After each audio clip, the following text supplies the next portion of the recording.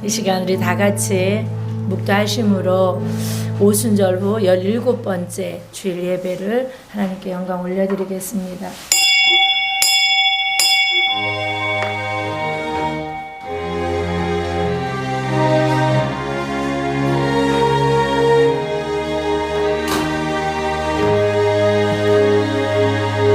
감사합니다. 오늘 하나님의 말씀 6장입니다. 계시록 신약성경 계시록 6장 405페이지네요. 제 성경으로는 404나 405 정도 될 거예요. 신약 8절까지만 읽을게요. 8절. 제가 먼저 하나님 말씀 신약성경 요한계시록 6장 1절 받들어 공독함으로 교독하겠습니다. 내가 보며 어린 양이 7인 중 하나를 떼시는데 그때에 내가 들으니 내 생물 중에 하나가 우레소리같이 말하되 오라 하기로 이에 내가 보니 하나를 있는데 그 하나가 하늘을 갖고 연료관을 갖고 나아가서 이리고 또 이리고 하더라. 둘째 인을 떼실 때에 내가 들으니 둘째 생물이 말하되 오라 하니 이에 나는 물을 나오더라. 그 산자가 화를 받아 땅에서 화산을 제하여 버리고 서로 죽이게 하고 또 콩칼을 받았더라. 셋째 인을 떼실 때에 내가 들으니 셋째 생물이 말하되 오라 하기로 내가 보니 검은 말이 나오는데 그 탄자가 손에 저울을 가졌더라. 내가 내 생물 사이로 끊어나는 듯한 성상이니 이르되 한 데나리온의 우리한 데요 한 데나리온의 우리 식주에다 또 감나무와 포도주는 해치지 말라 하더라. 넷째 인을 떼실 때에 내가 넷째 생물의 음성을 들으니 말하되 오라 하시기로 내가 봄에 형광 그 탄자의 이름은 사망이니 음부가 그들을 따르더라. 그들이 땅 4분의 1의 권세를 얻어 검과 흉년과 사망과 땅의 짐승들로서 죽이더라. 아멘. 오늘 계시록 17번째 시간입니다. 벌써 17번째. 감사하죠. 우리 한번 눈으로 이렇게 앞사람 옆사람 보면서 당신은 참 아름답고 빛나는 보석이라는 그런 마음으로 우리 반짝반짝 눈으로 인사하겠습니다. 반짝반짝. 엄마 말씀을 통하여서 은혜를 나눌 때 오늘은 조금 숨 고르기를 하려고 합니다. 그래서 좀 복잡할 수도 있고 힘든 내용이도 있지만 좀 가벼운 마음으로 한번 6장을 넷째 인까지 한번 가보려고 합니다. 자, 5장까지는 아니고 5장만 잠깐 복습해 볼게요. 5장의 핵심은 6장부터 이제 7인을 떼시게 될 누가 떼요? 예수 그리스도께서 떼시지요.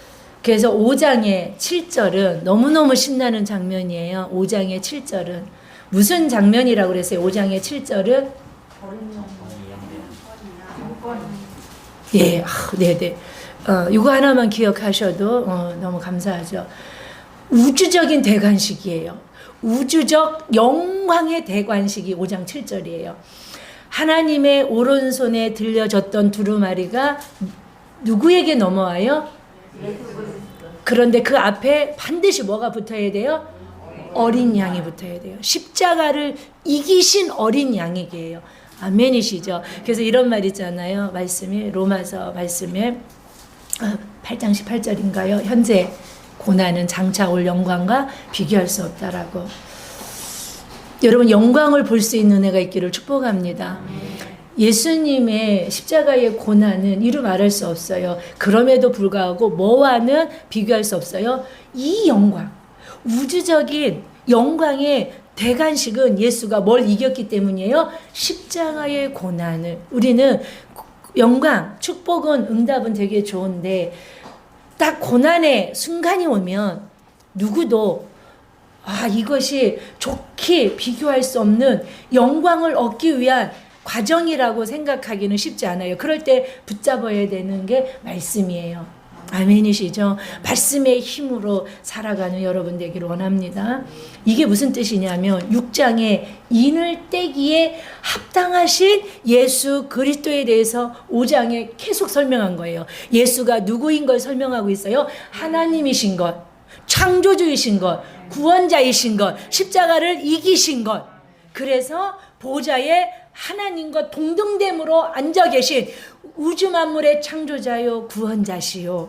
그래서 하나님이시라는 그런 걸 5장을 통하여서 이제 우리들에게 인식시켜 주신 거예요. 6장에 뭘 떼어야 될 분이, 인을 떼야 될 분이 어린 양 예수 그리스도라는 걸 5장에서 충분히 이제 설명을 해준 겁니다. 그래서 우리가 그 5장 7절을 통해서 무슨 춤을 춰야 된다고 말했어요? 람바노. 그 람바다 춤을 춰야 된다라고 제가 우습게 말씀을 드렸죠. 그만큼 귀한 그런 하나님의 말씀입니다. 정권 이양, 모든 하나님의 권세가 위임받는, 모든 권한이 예수 그리스도께 위임되는 그 장면입니다. 그랬더니 8절부터 13절까지는 어때요? 모든 기도가 누구에게 이제 올라가요? 예수, 하나님이신 어린 양 예수 그리스도께. 그렇죠? 8절부터 13절까지. 그리고 내 생물의 찬양과 모든 24장로들의 찬양과 경배와, 그리고 모든 피조물의 찬양과 경배가, 그리고 우주 만물의 모든 만물의 찬양과 경배가 하나님이신 어린 양 예수 그리스도께 올려드리는 장면이 나오죠. 그래서 5장 13절 한번 읽어볼게요. 5장 13절 앞으로 넘어가면 그 뒤에 찬양하는 내용만, 그래서 계시록에서는 순서만 조금 바뀌지만 계속 어린 양께 이 찬양이 넘어가죠. 올려드리죠. 5장 13절 보좌부터 읽을게요. 시작. 보좌에 앉으신 이와 어린 양에게 찬송과 존귀와 영광과 권능을 세세토록 돌릴지어다. 아멘이시죠. 계속 죽임을 당하신 어린 양은 능력과 부와 지혜와 힘과 존귀와 영광과 찬송을 받으시기에 합당하도다. 12절. 그러니까 뭐예요? 느낌이 모든 좋은 거는 지금 다 누구께 올려드리고 있어요? 하나님이신 어린 양 예수 그리스도께. 좀 말만 틀려요. 뭐 부와 찬양과 권세와 능력과 막 이거 좀 순서만 다르고 말만 달라요. 그런데 이 모든 것들이 하나님이신 어린 양 예수 그리스도께 올려드리는 장면으로 끝납니다. 그랬더니 14절에 보니까 내 생물이 뭐예요? 아멘하죠. 그러니까 여러분들은 아멘이 뭐냐면, 모든 우주 만물의 찬양과 나의 찬양과 우리의 기도와 모든 피조물의 찬양과 경배가 하나님이신 어린 양 예수 그리스도께 올려드리는 것이 지극히 합당하신 것에 여러분들이 뭐 하셔야 돼요? 아멘. 동의하셔야 돼요. 아멘이시죠? 아멘. 그랬더니 장로들은 뭐예요? 엎드려 경배하더라. 그러니까 예수님은 경배 받으시기에, 예배 받으시기에 지극히 합당하신 하나님이심을 우리는 믿습니다. 아멘. 이렇게 이제 인때기에 합당하신 예수 그리스도에 대해서 6장에서 말씀하고 계시고요. 이제 6장부터 인을 네 번째 인까지 떼어보겠습니다. 6장 1절을 한번 같이 읽어볼게요. 6장 1절 시작. 내가 보매 어린 양이 7인 중에 하나를 떼시는데 그때에 내가 들으니 내 생물 중에 하나가 우레소리같이 말하되 오라 하시기로. 이제 첫 번째 인을 띄는 장면이에요. 첫 번째 인을 6장에 몇 번째 인까지 띄었어요? 네. 6장에서 6번째 인까지 띄었어요. 그게 진짜 많이 띈 거죠. 그러니까 혹 치고 막 들어가는 거예요. 이렇게 6번째 인까지 띄는데 1절에 보니까 7인 중에서 첫 번째 인을 떼는 모습을 볼 수 있습니다. 자, 오늘 첫 번째 인을 뗄 때에 그때에 내가 들으니, 그죠? 사도 요한이 들으니 내 생물 중에 하나가 우레소리 같이 말하되 오라. 이렇게 사도 요한에게 하나님의 말씀을 전달합니다. 그런데 이 천사의 음성이 무슨 소리와 같다고 그랬어요? 자, 계시록에서 우레소리는 누구의 음성을 상징적으로 비유할 때 쓰는 비유예요? 하나님의 음성이에요. 그러니까 지금 내 생물이 하는 소리가 우레소리와 같다라는 소리는 뭐냐면 하나님이 전달하신 하나님의 메시지를 그냥 그대로 고스란히 전달하고 있다라는 거예요. 아멘이시죠? 그러니까 그대로 대언하고 있다라는 거예요. 하나님의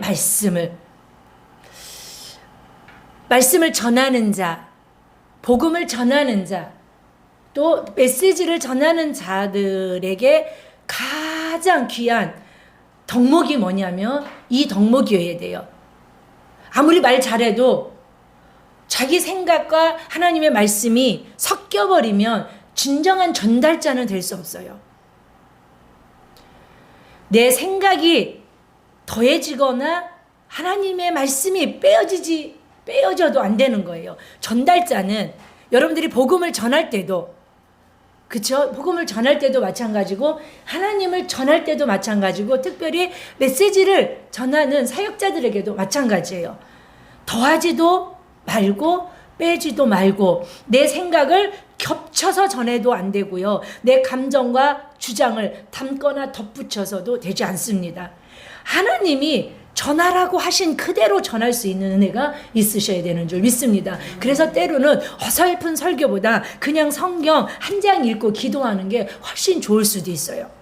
그만큼 하나님의 말씀을 대언할 때는 내 생각, 내 감정, 그래서 설교자들은 감정을 잘 다스릴 수 있어야 돼요. 예. 그래서 상함은 자꾸 상한 마음에서 어떤 메시지가 나갈까요? 상한 메시지가 나가요. 그래서 메시지를 전하는 자, 복음을 전하는 자, 저와 여러분 모두는요, 우리 마음을 평안하게 잘 다스릴 수 있는, 왜냐하면 마음에 있는 것이 뭐로 나온다고 예수님이 말해요? 네 입으로 나오니. 네 안에 가득한 것이 네 입으로. 그러니까 그 사람의 인격을 알고 싶으면, 그래서 저는 말이 인격이라고 생각하는 사람 중에 한 사람이에요. 성경을 토대로. 그래서 말을 들어보면 그 안에 어떤 영성의 색깔을 알 수 있어요. 그래서 저는 인격이라고 생각하는 게 딱 두 가지가 있어요. 이게 저 개인적으로. 하나가 시간이고 하나가 말이에요. 그래서 저는 시간을 잘 지키는 사람은 좀 제가 개인적인 거예요. 인격을 높은 점수를 좀 줘요. 그리고 말은 성경적이니까 또 시간도 마찬가지예요. 하나님은 시간을 잘 지킬까요? 흐리멍텅 지키실까요? 정확하신 분은요, 하나님을 따라갈 적 없어요. 예. 그래서 저는 신방도 안 기다리고 간다고 그래갖고 늦으면 막 권사님들끼리 뛰어오면서 그런데, 아이고, 우리 목사님이 우리 버리고 간다고. 근데 진짜 전 버리고 가요. 30분인데 그 대신 이제 전화 와서 목사님 나 여기 가는 중인데 늦어요. 그러면 1시간도 기다리죠. 그런데 소식도 없이 그냥 의뢰 뭐 5분 정도야 하는 그렇게 오면 안 기다려서 저는 그냥 신방을 갈 때도 있어요. 근데 세상에 그 신방에 막 집도 모르시는데 찾아갖고 오신 분도 계셨어. 그래.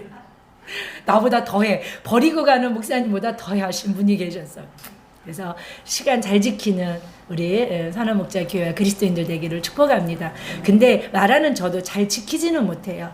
그런데 우리 내 마음속에 지켜야 된다라는 생각으로 그걸 지키기 위하여 반드시 뭘 한 가지를 포기하는 거예요. 다 이것도 다 하고 저것도 다 하면 약속 잘 못 지켜요. 그러니까 약속을 잘 지키지는 못하지만 저도 지키려고 뭔가를 하나 포기하고 뭔가를 하나 내려놓지 않고는 잘 되지 않더라고요. 그래서 저와 여러분 참 약속을 잘 지키는 그런 그리스도인들, 그리고 말의 훈련이 되실 수 있는, 그래서 우리 안에 그리스도의 사랑으로 충만하여서 어디를 쿡 찔러도 아멘, 어디를 쿡 찔러도 사랑, 어디를 쿡 찔러도 축복이 줄줄줄 새어 나오실 수 있는, 좋을 때는 누구도 다 좋은 말 해요. 그쵸? 예. 우리 그런 은혜가 있기를 축복합니다. 오늘 우레소리 같은 이 하나님의 그 음성을 그대로 전하였던 그런 천사의 모습을 보면서 저와 여러분들 전하라고 하신 말씀을 만약에 여러분들에게 주신다면, 여러분들이 살아가면서 하나님께서 여러분들에게 자녀에게 이런 내 메시지를 전했으면 좋겠다, 또 성도들에게, 남편에게, 아내에게, 누군가에게, 청년에게 이런 내 뜻을 대연했으면 좋겠다라고 감동하실 때 빼지도 더하지도 말고 여러분들 그대로 전달하실 수 있는 강하고 담대하고 용기 있는 그리스도인 되시기를 축복합니다. 이걸 참 잘했던 사람이 모세예요. 열재앙을 보면 하나님은 모세를 통하여 아론에게도 말할 때 있고 이스라엘 백성에게도 말할 때 있고 때로는 바로에게 직접 말할 때도 있어요. 그런데 이 모세는 정말 하나님의 메시지를 대언하고 전달자의 사명을 감당하는데 너무 아름답고 너무 멋있게 감당해 나아가요.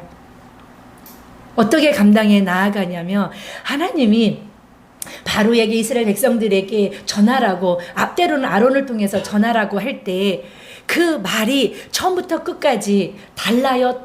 똑같아요? 똑같아요.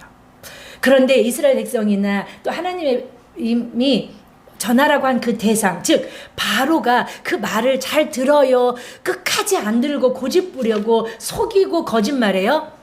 자, 그러면 중간 정도의, 좀 중간 이상에 가서 모세가 한 번쯤 이렇게 말하지 않을까요? 하나님 한번 생각해 보세요. 지금 당신이 전하라고 하신 말씀을 똑같이 계속 전해요. 근데 시큰둥이고 듣지도 않고 귓등으로 들어요. 그러면 조금 말을 좀 바꿔서 다른 방향으로, 다른 또 언어로, 또 다른 투로 뭐 이렇게 좀 전하면 되지 않을까요? 진짜 듣지 않아요. 라고 한 번쯤은 하나님께 건의해 보지 않았을 것 같아요. 저는 그런 건의를 많이 받아요. 목사님, 그렇게 말 안 듣는데 왜 자꾸 목사님 그 말씀을 그 사람한테 자꾸 하세요? 라고. 근데 저도 하고 싶지 않아요. 근데 기도하면 전하라고 할 때 기도하고 10,000번 기도하고 한 번 전달합니다. 아멘? 여러분, 함부로 저도 말하지 않아요. 말을 너무 안 해서 때로는 또 문제도 생기긴 하지만, 왜냐면 하고 싶지 않아요. 막 진짜 누가 막 기쁘게 막 좋아해서 막 할렐루야 아멘 목사님 감사해요 하면서 사역에 막 이렇게 받들어 막 이렇게 아멘하는 순종하는 사람이 그렇게 많지는 않으니까. 그런데 아유 목사님 그만하세요, 뭘 그렇게 하세요 라고 하는데, 모세는 단 한 번도 그 열재앙의 그 사역 속에요 좀 미련해요. 가서 이렇게 전해 또 전해요, 또 이렇게 전해 또 전해요. 바꾸지 않으세요. 하나님은요 멘트를 바꾸지 않으세요. 근데 끝까지 자기의 생각을 넣지도 빼지도 더하지도, 생각과 감성을 넣지도 빼지도 않고 전달했던 아름다운 전달자 사명을 감당했던 모세처럼 저와 여러분들도 그런 은혜가 있기를 축복합니다. 우리가 두려워할 게 뭐 사람이겠습니까? 능히 지옥불에도 보내실 수 있고 하나님 나라에도 보내실 수 있는 그리스도 앞에 우리는 강하고 담대하게 전하라 하신 메시지를 가감없이 하나님의 마음을 담아 사랑으로 전해줄 수 있는 은혜가 있기를 축복합니다. 오라는 그 메시지를 사도 요한에게 전합니다. 그래서 사도 요한의 그 음성을, 하나님이 그대로 주신 그 음성, 오라는 그 소리를 듣고 보니까 첫 번째 인을 뗍니다. 첫 번째 인을 떼니까 뭐가 나옵니까? 흰말과 흰말을 탄 자가 활을 가졌고 면류관을 받고. 그쵸? 2절에 보니까 한번 2절 벌써 놓치시면 안 되고 우리 2절 한번 읽어볼게요. 시작. 이에 내가 보니 흰말이 있고 그 탄 자가 말을 가졌고 면류관을 받고 나가서 이기고 또 이기려 하더라. 첫째 인부터 오늘 넷째 인까지만 할 건데 한 통으로 봐야 됩니다. 이 첫째 인부터 넷째 인까지는 동물 나오는데 말이 나와요. 근데 그 말이 색깔이 다 달라요. 흰말, 붉은말, 검은말, 청황색말이 나옵니다. 제가 설교를 다 한 다음에 정리를 해드리고 싶은데 그러면 이미 좀 늦은 것 같아서 미리 정리를 다 해드린 후에 설교를 하려고 합니다. 이 말의 4가지 색깔을 통하여서 우리들에게 어떤 메시지로 주셨고 저는 어떤 감동으로 이 메시지를 전할 것인가를 오늘 한번 먼저 이 인을 떼기 전에 한번 보려고 합니다. 한번 화면을 한번 띄워 주셔 볼까요? 네, 첫째 인을 띄었을 때는 저는 이렇게 봅니다. 자, 같이 읽어볼게요. 마음에 새기고 여러분들 잘 새기셔야 돼요. 적어 놓으셔도 좋고요. 자, 첫째 인을 뗐는데 무슨 말이 나왔어요? 흰말이 나왔죠. 흰말이 또 흰말에 탄 자도 있었고요. 그가 면류관을 썼고요. 이기고 또 이기려고 하더라 라고 했습니다. 흰말입니다. 저는 뭐로 푸냐요? 복음 시대로 풀고 또 둘째 인을 띄었더니 무슨 말이 나와요? 붉은 말이 나와요. 무슨 시대가 또 열립니까? 핍박의 시대죠. 자, 셋째 인을 띄었어요. 예수 그리스도가 띄었죠. 자, 무슨 말이 나와요? 검은 말이 나와죠. 무슨 시대입니까? 기근 시대죠. 자, 넷째 인까지 오늘 띈다고 했죠. 넷째 인을 띄었더니 무슨 말이 나와요? 청황색 말이 나와요. 무슨 시대가 열립니까? 전쟁의 시대예요. 이 전쟁의 시대에는요, 죽음의 시대예요. 사망의 시대예요. 자, 요거 이렇게 펴놓고 일단은 한번 여러분들이 요걸 염두에 두셔야 돼요. 제가 2절을 푸는데 일주일이 걸렸어요. 2절 때문에. 그래서 계속 2절 때문에 기도하고 또 찾아보고 또 하나님 또 연구도 해보고 공부도 해보고, 둘째인부터는 문제가 거의 되지 않아요. 근데 이제 첫째인을 뗐을 때 흰 말 탄 자가 누구냐가 문제예요. 그냥 저는 그래서 그냥 제게 주신 은혜로 풀려고 합니다. 혹시 여러분들이 정말 계시록을 잘 푸시는 분들을 통해서 만약에 들었는데 저랑 오늘 선한 목자 교회를 통하여서 풀어진 성경의 내용과 조금 다르다고 할지라도 여러분들 막 본질에서 예수가 그리스도가 아닌 것으로 메시지가 전달되지 않을 거니까 본질에 있어서는 변함이 없고 해석의 차이는 있을 수 있다라는 너그러운 마음으로 여러분들이 이렇게 들으셨으면 참 좋겠습니다. 그래서 저는 첫째인을 뗐는데 흰말과 흰말 탄자가 나오고 머리에 금면류관을 썼습니다. 이 2절을 풀 때 흰말 탄자를 예수님으로 푸는 사람 목사님도 계셔요. 아주 정말 훌륭하신 목사님들도 계시고, 2절에 흰말의 탄자를 적그리스도로 푸시는 목사님들도 계시더라고요. 예수님이 면류관을 쓰시지 않았다라고 하기 때문에 오늘 흰말을 탄자가 뭐를 썼어요? 활과 면류관을 쓰고 있어요. 그러면 예수님으로 푼 자는 또 이거를 계시록의 14장 14절인가를 보면요, 예수님이 금면류관 쓰시는 장면이 나옵니다. 그러니까 예수님은 왕이신데 왜 면류관을 썼냐라고 하시면서 적 그리스도로 푸시는 분도 계시고요. 또 그 계시록 14장에 보면 예수님이 이제 낫을 가지고 강림하실 때 금면류관을 쓰십니다. 그래서 이 2절을 예수 그리스도라고 푸시는 목사님들도 계십니다. 자, 사랑하는 여러분, 저는 이 흰말과 그 말을 탄 자를 저는 복음 시대로 풀면서 뭐로 풀기를 원하냐면, 복음 들고 열방을 복음으로 정복하기 위한 새벽 이슬 같은 주의 청년들로 저는 풀기를 원합니다.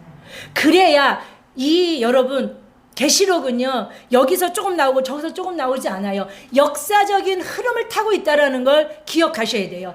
그래서 복음의 시대가 지나니까 핍박의 시대가 왔고요. 핍박의 시대가 지나니까 기근의 시대가 왔고요. 기근의 시대 다음에 뭐가 와요? 전쟁, 죽음, 사망의 시대가 왔다는 거예요.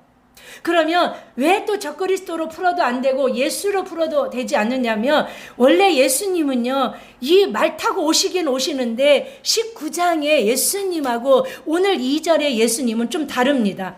영상을 보면 계시록 19장의 11절로 13절을 우리 함께 읽어보겠습니다. 시작. 또 내가 하늘이 열린 것을 보니 보라, 백마와 거룩한 자가 있으니 그 이름은 충신과 진실이라. 그가 공의로 심판하며 싸워라. 그는 공복하고 그 머리에는 많은 관들이 있고 또 이름생과 하나가 있으니 자기밖에 아는 자가 없고, 또 그가 피 뿌린 옷을 입었는데 그 이름은 하나님의 말씀이라 칭하더라. 아멘. 자, 19장 여기서는 그러면 정확하게 누구실까요? 백마 탄 사람이 예수, 사람이 아니고 타신 분이 누굴까요? 예수 그리스도가 정확해요.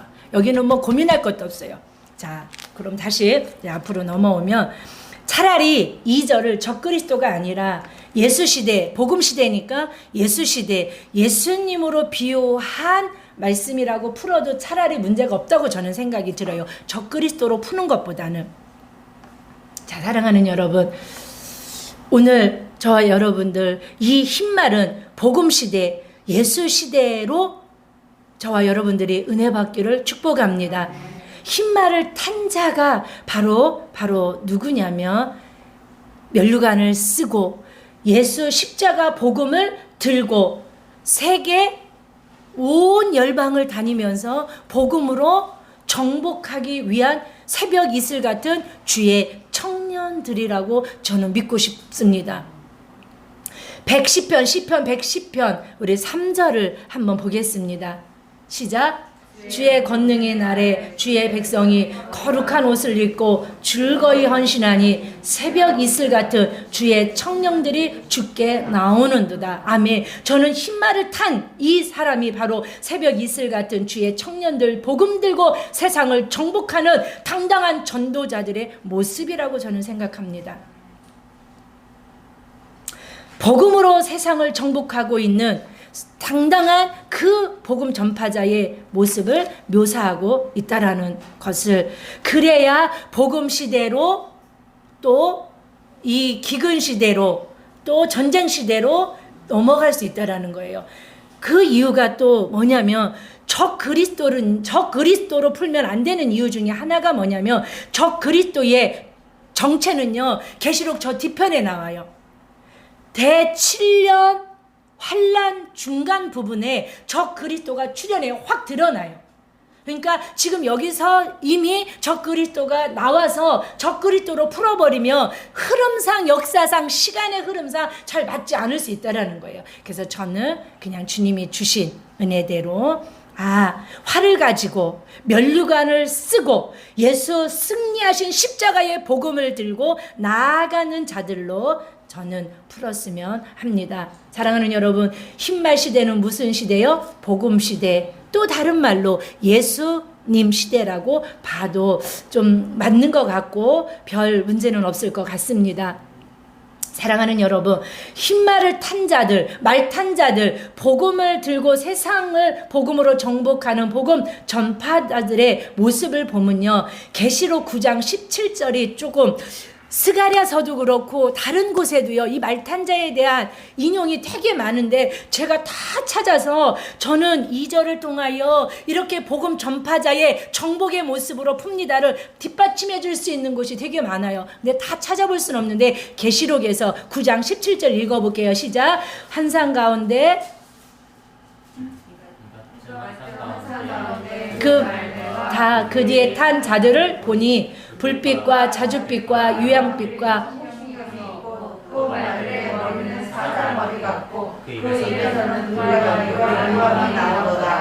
아멘. 자, 말탄자를 봅니다. 말탄자의 모습을 보니까 그 뒤에 탄 자들을 보니 불빛과 자줏빛과 유향빛이, 그러니까 빛이, 아름다운 빛이, 코기한 빛이 비치고 있는 거예요. 여러분, 찬송가 502장을 보면 빛의 사자들이요, 혹시 기억하고 있습니까? 한번 불러볼까요? 시작. 빛의 사자들이요 어둠을 주의 진리 백성 복음의 빛 빛의 사자들이요 복음의 빛 비춰라. 죄로 얻은 바 밝게 비춰라. 빛의 사자들이여. 아멘. 저는 6장 2절을 통하여 이 9장 17절을 토대로 또 이 복음을 든 자들이 세상에 어떤 사자들이에요? 빛의 사자들이에요. 그래서 자줏빛, 유황빛, 불빛과 같이, 그리고 뭐가 있어요? 호심경이, 의의 호심경, 하나님의 생명의 말씀을 가지고 말탄 자들이 세상을 복음으로 정복하기 위한 그런 모습을 저는 비유로 첫 번째 일을 띄면서 복음 시대를 열었다라고 저는 믿습니다. 아멘. 사랑하는 여러분, 스가랴 1장에도요 말에 대해서 나올 때 내가 말하되 내 주여 이들이 누굽니까? 라고 스가랴를 통하여 하나님이 환상으로 보여주는데요, 붉은 말, 자줏빛 말, 백말을 보게 하시고 그 말탄 자들을 통하여 스가랴가 묻습니다. 이 누구냐고 묻기에 뭐라고 하냐면 여호와께서 땅에 두루 다니라고 보내신 자들이라, 즉 빛의 사자들이라는 거예요. 아멘. 이들이 천상의 존재, 천사들이든 이 땅에 복음을 전파하는 빛의 사자들이든 이 화성나무 사이에서 본 이 말탄 자들이 누구냐고 물어봤더니 땅을 두루 다니라고 보내신 자들이라고 말합니다. 이거 말고도요, 이 6장 2절을 복음의 빛을 발하며 복음으로 열방을 정복하는 새벽 이슬 같은 주의 청년들이라고 푸는데 문제가 없는, 뒷받침할 수 있는 성경은 있다고 생각합니다. 그럼 이들이 뭘 갖고 있었어요? 이들이요? 뭘 가지고 있어요? 활을 가지고 있어요. 자, 예수님은 무엇을 가지시고 치시고 통치하시고 심판하세요? 검이죠. 근데 이들은 뭘 가지고 있어요? 활을 가지고 있어요.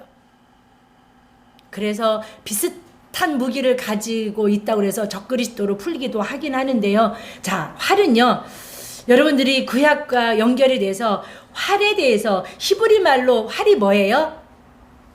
앞에 화면을 한번 띄워주시면, 금방금방 화면이 잘 안 띄어서, 예, 이 활이 원래 이 창세기에 보면 무지개 언약 기억하세요? 창세기 9장에 그래서 내 언약 그 7번 반복하시면서 이제 홍수로 다시는 물로 심판하지 않겠다고 무지개 언약을 주세요. 근데 그 무지개가 원문에 뭐로 되어 있어요? 히브리 말로 쾌세트예요. 근데 원래 이 쾌세트라는 무지개라는 뜻이 원래 무지개라는 말이 아니에요. 원래 뭐가 쾌세트예요? 활이에요. 자, 활은 화살 끝이 어디를 향해 있어요? 하늘, 즉 하나님의 심장, 예수 그리스도의 심장을 향하고 있어요. 우리는 호심경을 붙이고 빛의 사자들로 나아가서 말 타고 세상을 정복할 때 의의 호심경을 붙이고 있다. 심장에 의의 호심경을 붙이고 있다고 그랬잖아요. 자, 사랑하는 여러분, 이게 좀 어려울 수 있는데 유일하게 사단을 공격할 수 있는 무기는요, 활과 검밖에 없어요. 검은 예수 그리스도가 갖고 계시고 우리도 말씀의 검으로 사단을 물리칠 수 있으셔야 돼요. 어둠이 물려올 때 예수 그리스도 이름으로 어둠은 물러갈지어다. 내 안에 빛 대신 그리스도를 선포하고 고백할 때 어둠은 떠나가고 질병의 저주도 떠나가는 줄 믿습니다. 자, 활도 무슨 무기예요? 유일한 공격의 무기예요. 자, 그러면 활을 쾌세트로 푼다면 십자가 복음이라고 저는 믿습니다. 세상에 열방을 정복할 자 복음이 뭐예요? 예수가 어떻게 그리스도가 되었어요? 십자가에서 죽으셨기 때문에, 이 땅에서 쏘아 올린 활 끝에 심장이 맞아서 죽으셨기 때문에 예수의 죽음으로 인하여 예수가 뭐가 되신 거예요? 네, 그리스도가. 그래서 계시록에는 예수 앞에 계속 뭐가 붙어요? 어린 양이 붙어요. 십자가를 이기신, 아멘? 십자가를 이기신, 십자가에서 이기신 어린 양이라는 거예요. 우리는 복음을 전할 때, 그래서 이번 주 마스크 전도할 때 우리는 딴말 하지 않았어요. 말할 수가 없으니까. 피켓, 우리 권사님이 예수는 그리스도입니다. 우리는 그 예수가 그리스도인 것만 봐도 뭐가 돼요? 은혜가 되죠. 믿어지십니까? 믿음이 되죠. 그리고 알아지죠. 예수가 그리스도라는 뜻이 뭐예요? 이분이 메시아라는 거예요. 예수가 구원자라는 거예요. 즉 하나님이시라는 거예요. 즉 창조주라는 거예요. 그게 예수가 그리스도. 사랑하는 여러분, 복음을 전할 때 우리가 전할 핵심의 복음이 뭔지 아세요? 예수는 그리스도라는 거예요. 믿어지십니까? 그러면 새벽 이슬과 같은 주의 청년들이 들고 나가야 될 무기가 뭐예요? 활이에요. 활이에요. 아멘. 활이 뭐예요? 십자가 복음인 거예요. 믿어지시죠? 여기까지 어렵습니까? 좀 이해가 갑니까? 이해가 가죠. 그리고 이기려고 하더라. 사랑하면 이기다가 승리의 뜻인데요. 이게 헬라어로 니카오라는 뜻을 가지고 있어요. 무슨 뜻이에요? 예, 흰말을 탄 자가 계속 승전하고 있는 모습을 생생하게 묘사하고 있는 거예요. 활을 가지고 십자가 복음이 뿌려진 곳에는, 복음에는 뭐가 있을까요? 생명이 있습니다. 어디에든 뿌려지면, 아멘. 옥상에 어저께 청소를 하고 이제 우리가 심었던 곡식이라고 하면 돼요. 야채를 심었던 그곳에 파니까 그 안에 뭐가 있어요, 권사님? 세상에 벌레도 있고요. 달래 뿌리가 있고요. 뭐가 떨어진 거예요? 씨가 떨어져. 자, 여러분 안에 복음의 씨앗이 떨어졌죠. 그래서 구원의 열매를 맺은 거죠. 자, 십자가 복음을 들고 열방을 정복하는 이 흰말 탄 자들, 복음의 전파들, 빛의 사자들이 어디로 가도 복음의 씨앗을 뿌렸다고 친다면 뿌릴 곳곳마다 뭐가 맺어질까요? 구원의 역사가 맺어지겠죠. 자, 그러면 우주 만물 모든 나라 족속 민족마다 복음이 다 뿌려졌나요? 뿌려지지 아직 않았어요. 그러면 거기는 정복한 곳이에요. 정복할 곳이에요. 자, 그러면 거기는 이긴 거예요. 앞으로 이기려고 하는 곳이에요. 아멘이십니까? 저는 이 이상은 더 풀 수 없어요. 그냥 저는 이렇게 풀었고, 개인적으로 오셔서 목사님, 저는 그러면 이 흰말을 이렇게 뒷받침해 줄 수 있는 다른 성경을 저한테 제시해 주십시오. 개인으로 찾아오면 제가 개인으로 알려드려요. 다 구약을 찾는다면 오늘 이 넷째 말까지 갈 수 없어요. 근데 넷째 말까지 길었죠. 다른 거는 다 문제가 없어요. 다 동일하게 잘 또 풀어지더라고요. 사랑하는 여러분, 흰말 타고 면류관 쓰고 활을 가진 십자가 복음을 들고 열방을 복음으로 정복하는 빛의 사자들 되시기를 축복합니다. 새벽 이슬 같은 주의 청년들의 헌신이 우리 교회와 여러분들 속에 있기를 축복합니다. 3절 둘째 인을 떼봅시다. 자, 이제 쉽습니다. 3절 시작. 둘째 인을 떼실 때에 내가 들으니 둘째 생물이 말하되 또 오라 합니다. 4절 시작. 이에 붉은 말이 나오더라. 그 탄 자들이 허락을 받아 땅에서 화평을 제하여 버리고 서로 죽이게 하고 또 큰 칼을 받았더라. 아멘. 자, 복음 시대가 시작됐어요. 2절을 통해서 아멘. 아멘. 자, 복음 시대가 시작됐는데 어디까지냐면 종말까지입니다. 아멘. 자, 이제 3절 둘째 인을 통하여 아까 여러분 써놓으셨어요. 붉은 말은 무슨 시대예요? 네? 핍박 시대예요. 자, 핍박 시대도 시작됐어요. 그럼 어디까지 가냐면 종말까지 갑니다. 복음 시대가 가다 끝나고 뭐 핍박 시대가 가다 끝나지 않아요. 왜 복음 시대가 종말까지 갑니까? 하나님 이렇게 말해요. 한 영혼도 심판에 이르지 아니하고 온 모든 사람이 다 구원에 이르기까지. 아멘. 그러니까 한 영혼이라도 하나님이 복음 시대에 열려진 이 빛의 사자들의 사역을 통하여서 한 영혼이라도 구원받을 하나님의 구원의 역사는 종말까지 멈춰지지 않습니다. 아멘. 천국문이 닫힐 때까지 하나님의 구원의 역사는 멈춰지지 않는다는 거예요. 자, 핍박 시대도 마찬가지요. 복음이 뿌려졌어요. 그러니까 무슨 시대가 반드시 오게 되어 있어요? 핍박 시대. 왜 핍박 시대가 와요? 복음을 받아서 그리스도인이 된 자를, 복음을 받지 않은 비그리스도인들이 뭐 하기 시작해요? 핍박하기 시작해요. 사랑하는 여러분, 이 탄자가 하나님께 받은 붉은 말을 탄 자가 하나님께 받아서 하는 사역이 3개가 있어요. 4절을 보니까 이에 다른 붉은 말이 나오더라. 그 탄 자가 허락을 받아 땅에서 화평을 제하고 죽이고 큰 칼을 받았더라. 사랑하는 여러분, 핍박의 시대를 보니까 화평이 제하여져 버리고 서로 죽이고 큰 칼을 받았더라. 그런데 허락을 받아. 아멘. 여러분, 참새 2마리가 한 아사리온에 팔리는 거 누가 허락하셔서 일어난 일이에요? 믿으십니까? 여러분들의 인생 가운데 일어나는 일 중에 제가 뭐와 뭐라고 그랬어요? 계획하셨거나 허락하셨거나. 여러분, 한 마리 보잘것없는 참새 2마리, 그 중에 한 마리를 비유한다면 그 한 마리도 땅에 떨어지고 하나사륜에 팔려가는 거를 하나님이 허락해야만 죽든지 팔리든지 하는데, 우리 인생 가운데, 여러분 개인 역사 가운데, 가정 역사와 교회 역사 가운데 하나님이 계획하시지 않았다면, 더 나아가서 하나님이 허락해 주시지 않았다면 일어나는 일은 하나도 없습니다. 하나님이 허락하셨거나, 허락하셨다라는 건 육이에요. 내비두셨거나, 왜냐하면 하나님 뜻대로 살지 않으니까 내비두시는 거예요. 왜? 너 그러다 큰 코 다쳐서 낮은 심령이 돼야 아이쿠 하고 하나님의 뜻을 쫓아 살아가는 겸손한 심령이 되니까 일시적으로 임시적으로 하나님이요 허락해 주신 거예요. 뭘요? 징계를요. 뭘요? 고난을요. 뭘요? 문제를. 무엇을요? 어려움을. 그러니까 원망과 문제를 이 우리들의 삶의 문제와 어려움과 징계와 고난을 원망할 자격이 있다 없다 우리는 없어요. 누가 허락하셨기 때문에 내 개인 역사든 교회 역사든 가정 역사든 그래서 오직 할 수 있는 딱 한 가지는 무엇밖에 없다? 감사밖에 없어요. 아멘이시죠? 돼요? 잘 안 돼요? 잘 안 되죠. 왜요? 화평을 잃어버렸기 때문이에요.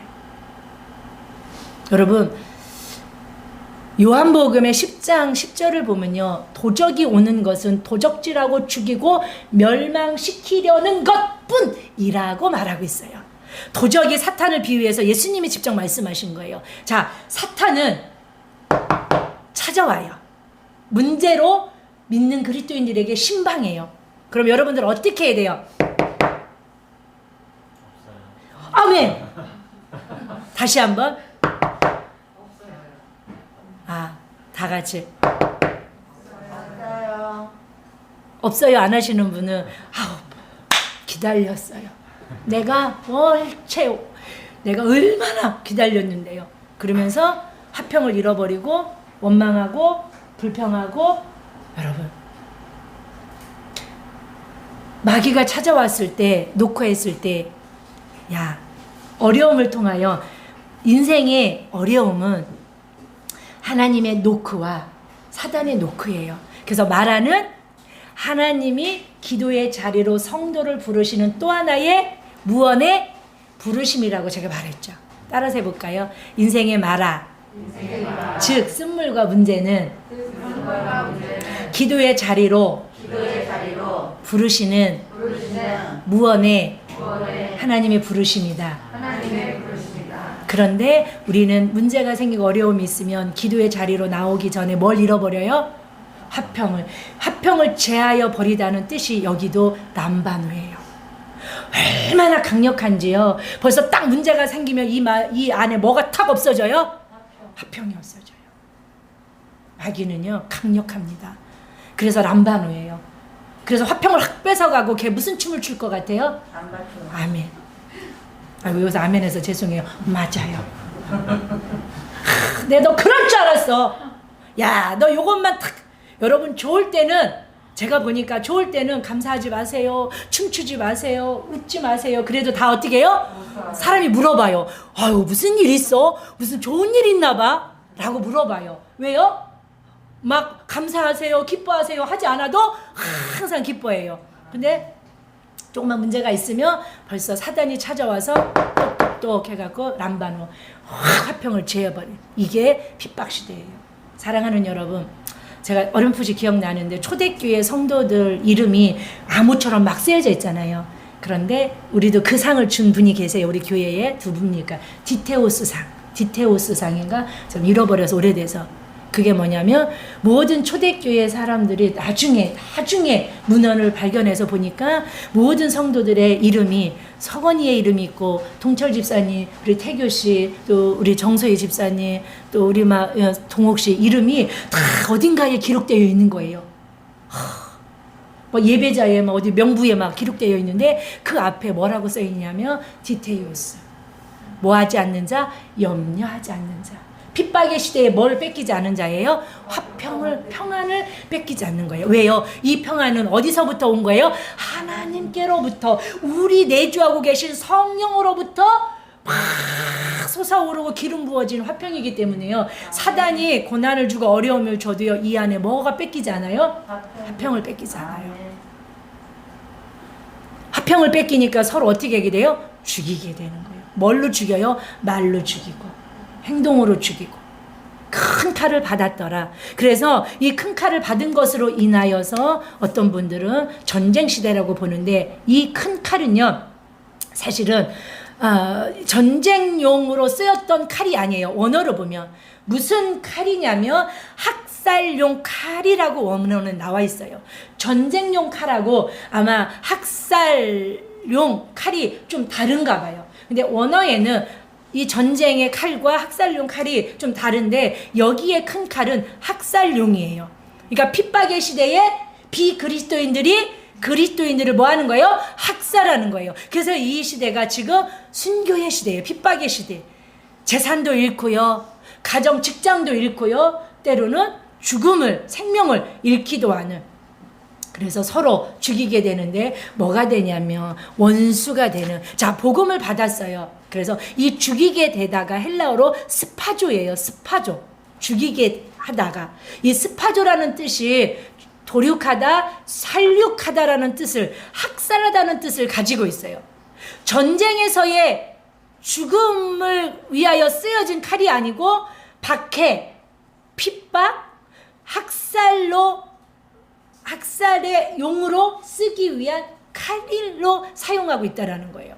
그러니까 이 시대는 지금 핍박의 시대지 전쟁의 시대가 아니에요. 자, 사랑하는 여러분, 이 핍박의 시대에 특징이 있어요.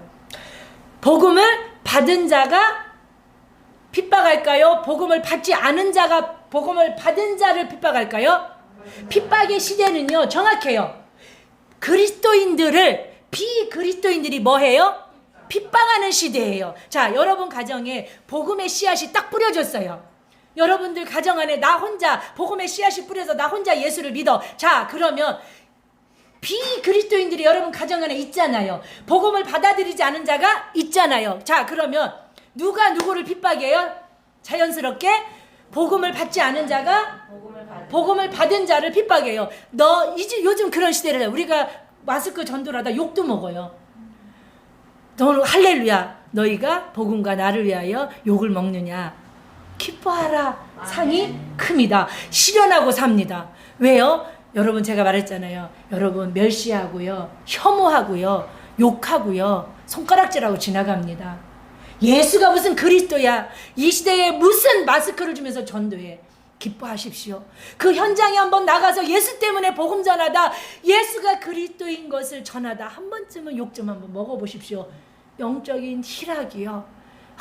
말씀의 실현이 내 안에서 일어나는구나. 뭐 일부러 욕 먹으러 가라는 뜻은 아니고 핍박의 시대의 순교자들의 그 마음과 그 믿음을 한번 우리가 또 생각해 볼 수 있는 좋은 또 시간도 되는 것 같습니다. 복음 시대가 끝나고 이렇게 복음 시대가 통하여 복음의 씨앗이 너희는 각 나라 족속 열방으로 나가서 복음을 전하라는 사명을 누구에게 줬어요? 제자들에게 주었고요. 70인 전도인들에게 주었고요. 우리 교회에 주었고요. 저와 여러분들에게 주신 줄 믿습니다. 마태복음 10장 34절로 36절은 이렇게 말씀하고 있습니다. 시작. 내가 세상에 화평을 주러 온 줄로 생각하지 말라. 화평이 아니요 거물주러 왔노라. 내가 온 것은 사람이 그 아버지와 딸의 어머니와 며느리가 시험을 거하게 하게 하느니 사람의 원수가 자기 집안 식구이라. 아멘. 사람의 식구가 왜 원수라고 하냐면 어느 집이 어느 날 갑자기 식구가 다 그리스도를 믿는 경우는 거의 없어요. 누군가 먼저 한 사람이 복음의 씨앗을 받아서 그리스도인이 돼요. 그러면 그때 나타나는 현상이 뭐예요? 비그리스도인이 아버지라면, 누나라면, 남편이라면 뭐가 시작해요? 핍박. 하나님을 대적하고 영으로 살지 않고 육으로 사는 사람을 성경은 뭐라고 말하냐면 하나님의 원수라고 말해요. 그러니까 뭐 이거 말고 뭐 속썩인다고 어휴 막 원수라고 하는 것이 아니고 이게 주인이 다른 거예요. 우리는 그리스도를 믿게 되었어요. 여러분들은 누구를 믿는 믿음? 그리스도를 믿는 믿음으로 여러분들의 참 주인과 왕이 누구예요? 예수님이고 하나님이시죠. 로마서 8장 5절 8절은 이렇게 말해요. 화면만 띄워놓으세요. 육신의 사람은 육신의 일을 하고 영의 사람은 영의 일을 생각하나니 육의 생각은 사망이요 영의 생각은 생명과 평안이고 육신의 생각은 하나님과 원수가 되나니. 그러니까 저와 여러분들 살면서 왜 원수 맺고 사냐면 영의 생각을 가진 자와 육의 생각을 가진 자는 화합할 수 없어요. 소통할 수 없어요. 자, 둘째 인을 통하여서 붉은 말이 허락받은 게 뭐냐면 화평을 제하고 죽이고 큰 칼을 받았더라. 이 핍박의 시대, 순교의 이 시대를 통하여서 저와 여러분들 복음을 받은 자로서 여러분들을 미워하거나 핍박을 할 때 여러분들 감사하시고 오히려 기뻐하시고 나아가실 수 있는 은혜가 있기를 축복합니다. 자, 5절 셋째 인을 볼게요. 셋째 인을 보니까 오라 내가 보니 검은 말이 있고 그 검은 말을 저와 여러분들이 기근의 때예요. 기근의 때. 셋째 인은 무슨 때라고요? 기근의 때. 6절 읽어볼게요. 내가 내 생물 사이로 나는 듯한 음성을 들으니 이르되 한 데나리온의 밀 한 대, 한 데나리온의 보리 석대로다. 감람류와 포도주는 해치지 말라 하더라. 예, 기근이에요. 얼마나 기근이 심하냐면 한 데나리온, 로마 화폐 단위죠. 밀 한 대가 한 데나리온이에요. 이게 무슨 뜻이냐면 물가가 너무너무 상승해서 한 데나리온이 장정의 하루 품삯이에요. 그러니까 10만 원에 밀 한 대밖에 살 수 없는 거고요. 이 10만 원, 지금으로 예를 들어 말한다면 10만 원으로 보리 석 대밖에 살 수 없는 거예요. 이 시대의 시세보다 보리는 15배가 뛰어오른 물가고요. 이 밀은요, 8배가 뛰어오르는 물가예요. 그러니까 이게 시대가 지금 뭐예요? 기근의 시대예요. 지금 배추 못 사 먹습니다. 배추 김치 자체가 없대요. 너무 뛰어갖고 김치를 담을 수가 없고 공급할 수가 없어서 수요는 많은데 그런데 뭐는 놔둬요? 해치지 말래요? 감람류와 포도주. 감람류와 포도주는 곡식들이 아니에요. 사치품이에요. 뭐냐면 양극화 시대예요. 기근의 시대. 여러분 우리가 아무리 어렵다 그래도 8조가 있는 사람이 어려워요? 어렵지 않아요. 8조가 뭔지도 모르죠. 우리는. 뭐 몇백조 몇천억이 있는 사람이 지금 우리는 배추값 막 만 얼마에다 7,000원으로 내려와서 막 반가워하는데 그 사람은 이런 말들을 이해 못해요? 못해요. 기근의 시대는 양극화예요. 없는 사람은 계속 없어요. 있는 사람은 너무 많아요. 왜요? 감람류와 포도나무는 하나님이 해치지 말래. 막 흉년이야. 보리 밀은 흉년이라서 먹을 게 없는데 감람류와 포도주는 막 풍년이야. 그래서 막 부자들은 더 부자 되고 가난한 사람은 더 가난. 세상에 아무리 어려워도 어디 가보니까요 줄 서 있어요. 식당도요. 너무 잘 돼서. 그런데 없어서 뭐 이렇게 여러 가지로 안 좋으신 식당들은 뭐예요? 문 닫고 망하고 막 대출 못 갚고. 그렇게 이게 하나님이 핍박 시대에 왜 기근의 때가 오냐면 하나님이 내리신 재앙이에요. 지금 이게 재앙 이야기잖아요. 자, 다음 주에 조금 더 하기라고 넷째 인까지 갈게요. 넷째 인을 떼다 보니까 8절에 청황색 말이 나오죠. 사망과 음분이 4분의 1의 권세를 얻어 검과 흉년과 사망과 땅의 짐승으로서 죽이더라. 넷째 인은요. 넷째 인은 바로 아까 뭐라고 그랬어요? 전쟁 시대예요. 전쟁 시대는요. 사실은요. 죽음의 시대예요. 사망의 시대예요. 그래서 보니까 4분의 1이 죽는데 뭐 때문에 죽어요? 검과 흉년과 사망과 땅의 짐승들로서 죽는다는 거예요. 그리고 사망과 음분이 탄자, 청황색 말을 탄자가 이 청황색 말이요. 원어로 보면 영어로 보면요. 창백하다는 뜻을 가지고 있어요. 페이어, 창백하다는 뜻이고요. 클로로스 청황색 말은요. 부드러운 초록색, 즉 시푸르둥둥한 시체 색깔이에요. 그러니까 청황색 말을 탄 자의 이름이 뭐예요? 사망과, 그쵸? 사망과. 그래서 이 사망이 바로 뭐냐면 죽음이에요. 언어로 보면 하데스거든요. 그 사망인데 음부가 그 뒤를 따르더라. 죽었어. 우리가 죽었는데 그 뒤에 뭐가 오는 거예요? 하데스, 지옥이 오는 거예요. 죽은 자의 나라가 하데스 음부예요. 천국일까요? 지옥일까요? 지옥이죠. 사랑하는 여러분, 청황색 말을 탄 자는 죽음의 영이에요. 그런데 이 4분의 1을 죽이는데 뭐로 죽여요? 검과 흉년과 사망과 땅의 짐승. 검이 바로 전쟁이에요. 전쟁에 사용되는 그 전쟁을 통하여서 하나님이 이 땅에 4분의 1을 죽여요. 이제 뒤에 보면 이제 재밌는 이제 것들이 있어요. 그건 다음 시대를 하는데 하나님이 4분의 1을 죽이시고 또 다른 재앙을 통하여 3분의 1을 죽이시고 나중에는 어떻게 죽이시냐면 생명이 있는 모든 생물은 다 죽이시는 장면이 나와요. 이게 뭐냐면 예수 그리스도를 믿지 않으면 하데스, 따르는 건 죽음 후에 뭐예요? 지옥이라는 거예요. 그런데 이게 적용되지 않는 유일한 분들이 계세요. 누굴까요? 저와 여러분. 복음을 받아서 예수가 그리스도인 걸 믿는 그리스도인이 된 저와 여러분들은요, 복음 시대에 받은 그 복음으로 인하여서 견디고 이기고 오른손에 강한 손으로 결국은 천국문에 이를 때까지 우리를 인도해 나아가시는, 그래서 저와 여러분들은 주님 다시 오실 그날까지, 주님 배우는 그날까지 하나님이 우리를 지켜주시고 하나님 우리를 붙들어 주시고 이기고 승리하고 견디게 해주신다는 걸 우리는 믿어야 될 줄 믿습니다. 그래서 하나님의 역사, 구원 역사의 흐름을 보실 수 있어야 돼요. 복음 시대로 인하여서 핍박 시대고 어디까지 다 간다고요? 종말까지 간다는 게 기억한, 어느 선에 끝나서 이렇게 딱딱 끊어지지 않아요. 시작한 복음 시대가 종말까지, 핍박 시대가 종말까지, 기근 시대가 종말까지, 전쟁 시대가 종말까지 가는 거예요. 우리는 그 중간 어딘가에 이제는 살아가고 있다는 걸 기억하시는데, 그리스도인들은 종말에 이르기까지 주님께서 오른손으로 붙드셔서 천국문에 이를 때까지 우리를 버리시지도 않고 우리를 향한 흔들리지 않는 그 사랑으로 결국은 이기고 견디어서 하나님께서 정말 천국을 통하여 그 영원한 생명의 나라의 복을 누리게 하시는 줄 믿습니다. 으로 모든 예배 마치겠습니다.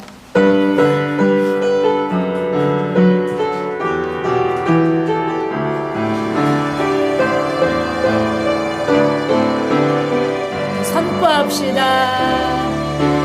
승리하였네 어린 양의 보혈로, 보혈의 능력으로 서리라.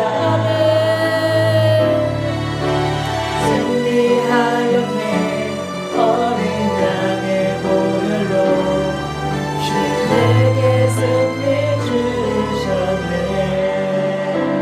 이제는 우리 구주 예수 그리스도의 은혜와 극진하신 하나님의 사랑하심과 성령님의 내주교통 충만하신 성령을 통한 아름답고 부유하고 풍성한 축복의 기름 부음의 역사가 오늘도 하나님의 구원 역사를 말씀을 통하여 바라보며 깨달으며 믿으며 주님 다시 오실 때까지 내가 믿고 내가 안 복음을 전파하는, 복음으로 열방을 정복하는 새벽 이슬 같은 주의 청년의 삶을 살기로 결단하고 돌아가는 귀한 성도들 머리머리 위에와 저들의 가정과 저들이 하는 범사와 몸된 교회와 대한민국과 열방 위에 선교하시는 선교사님들과 귀한 사역 위에 이제로부터 영원 무궁토로 함께 계시기를 축원드리옵나이다. 아멘.